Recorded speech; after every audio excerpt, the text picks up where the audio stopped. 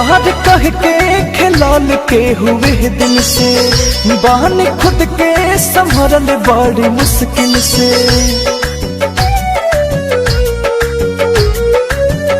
प्यार कह के खिलाल के हुए दिल से, बहाने खुद के संभरल बड़ी मुश्किल से। अब दोबारा हो, अब दोबारा, अब दोबारा जे जखम दी कोई तो चोट बर्दाश्त ना होई। अब दोबारा जे जखम दी कोई तो चोट बर्दाश्त ना होई।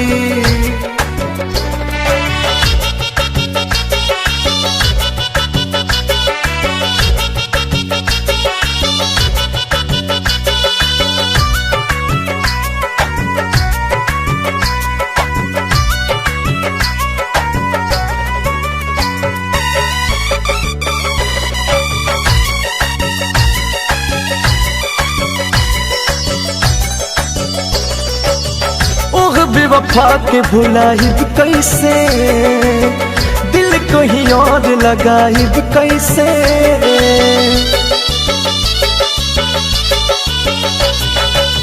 ओह बेवफा के भुलाइब कैसे, दिल कहीं और लगाइब कैसे।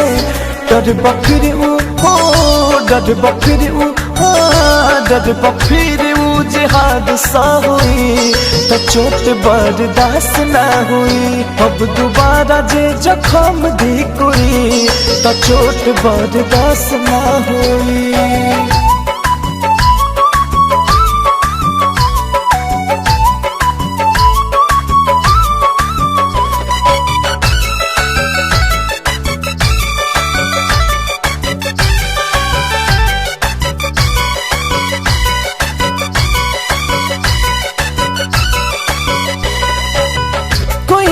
प्यार हमके शर्मिंदा, कोहे खत गर्दा बानी बस जिंदा।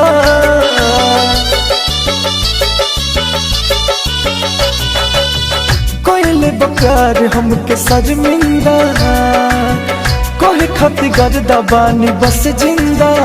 अखिया अंकुश हो, अखिया अंकुश, अखिया अंकुश ई फिर से जे रोई तो चोट बर्दाश्त ना हुई। अब दोबारा जे जखम दी कोई तो चोट बर्दाश्त ना हुई। प्यार कह के खिलाल के हुए दिल से, बहाने खुद के संभरल बड़ी मुश्किल से। अब दोबारा हो, अब दोबारा, अब दोबारा जे जखम दी कोई तो चोट बर्दाश्त ना हुई। अब दोबारा जे जखम दी कोई तो चोट बर्दाश्त ना हुई। प्यार कह के खिलाल के हुए दिल से, बहाने खुद के संभरल बड़ी मुश्किल से। अब दोबारा हो, अब दोबारा, अब दोबारा जे जखम दी कोई तो चोट बर्दाश्त ना हुई। अब दोबारा जे जखम दी कोई तो चोट बर्दाश्त ना हुई।